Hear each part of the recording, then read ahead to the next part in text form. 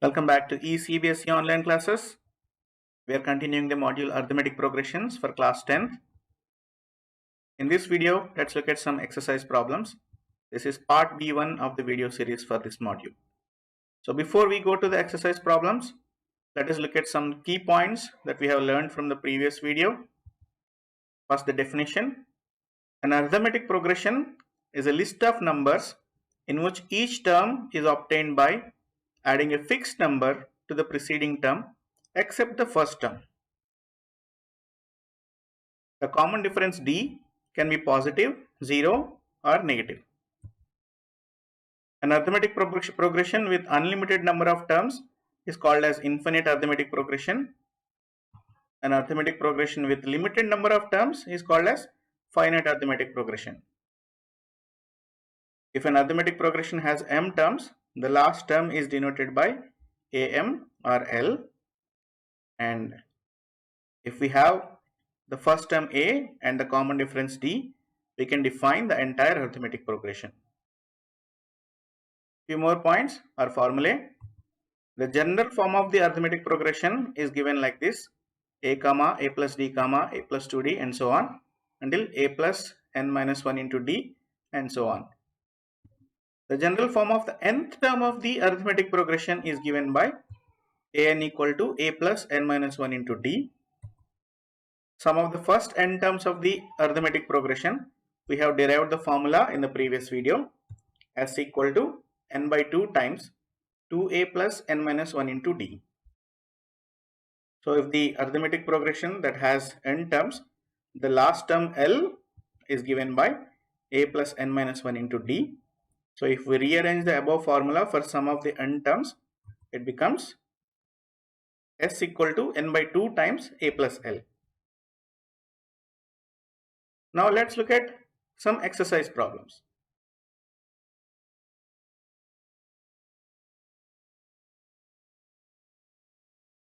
Now let's look at some of the exercise problems. The first exercise problem: in which of the following situations does the list of numbers involved make an arithmetic progression, and why? So there are 4 sub problems given here. Let's solve them one by one. The first one, it says the taxi fare after each kilometer. The fare is 15 rupees for the first kilometer and 8 rupees for each additional kilometer. So the first kilometer is 15 rupees. That would be our first term A, and it says each additional kilometer is 8 rupees. So that would be our common difference. So having identified a first term and a common difference, we are already solving this problem and saying that okay, this is an arithmetic progression. But for the sake of completeness, let us try to work out the entire problem.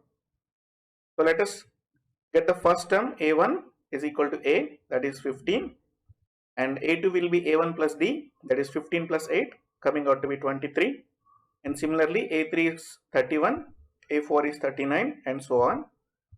So the total fare after each kilometer, the series is 15, 23, 31, 39, 47 and so on. So clearly the answer is yes, it is an arithmetic progression because it is fitting the general form a plus d, a plus 2d and so on. Let's go to the second subcomponent of this problem. Amount of air present in a cylinder when a vacuum pump removes 1/4 of the air remaining in the cylinder at a time. So let's say initial air is X amount, that would be our first term, and it is said that 1/4 of the remaining air is removed in each step. So what is the amount of air removed? That will be 1/4 of X. So air remaining after one step would be X minus 1/4 of X, that is 3/4 of X. So if we generalize this, at any n plus 1 step, the air remaining will be 3/4 of the air remaining at the nth step. So let's write this formula separately.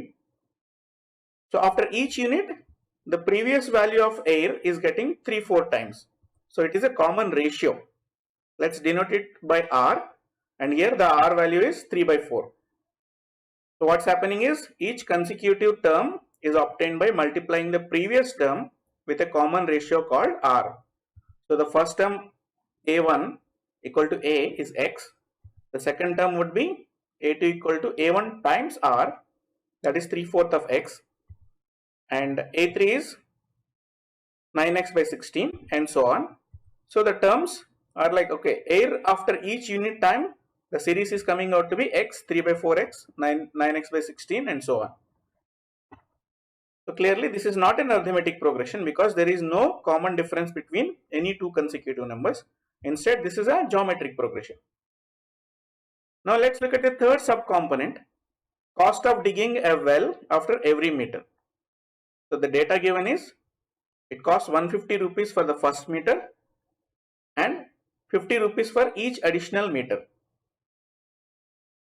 So the first meter is costing 150 rupees. That would be our first term, A equal to 150. Each additional meter is costing 50 rupees. That would be our common difference, D equal to 50. So it is already clear that it is an arithmetic progression. But let's continue with the calculation. The first term A1 is equal to A is 150. A2 is A1 plus D, that is 200. A3 is 250 and so on. So the total cost after each meter of digging is 150, 200, 250 and so on. So this is clearly an arithmetic progression because we were able to fit the series in the general form, and also we have identified the first term A and common difference D. The last point is total money in an account every year. 10,000 rupees is deposited at compound interest rate of 8% a year. So initial deposit is 10,000 rupees, that would be our first term. And now let's look at the compound interest part.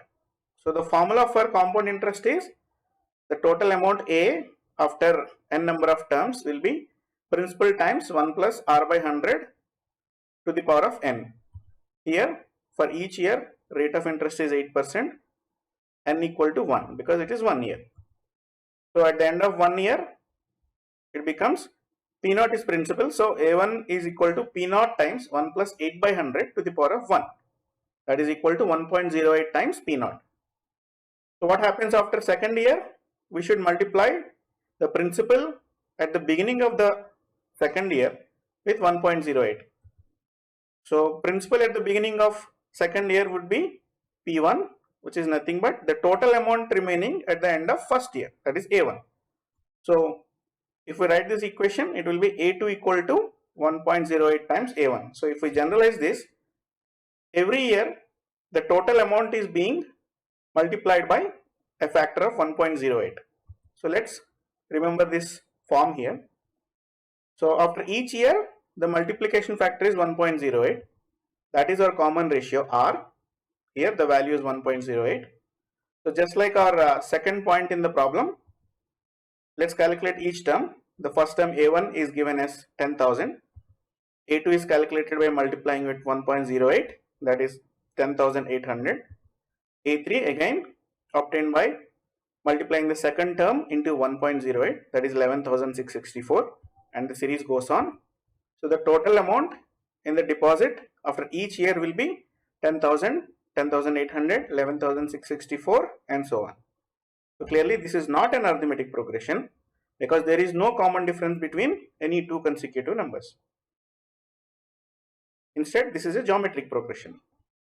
So now let's look at how to solve such problems. So the question asked here is, does the list of numbers involved make an arithmetic progression and why? Let's look at the steps to solve such problems. Look for the keywords. The very first step is to look for the keywords. So what are the keywords in the problem given here? Like in the first point, it is each additional kilometer, right? That says every kilometer there is some value added to it. So that will be our common difference. In the second point, it is 1/4 of the air.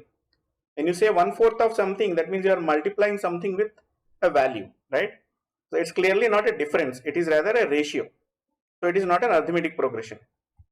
And third, again, each additional, just like the first point, this is also indicating towards an arithmetic progression.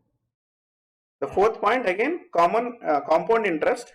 Again, compound interest has to deal with its formula, and the formula is clearly saying that each year there will be a factor associated with it.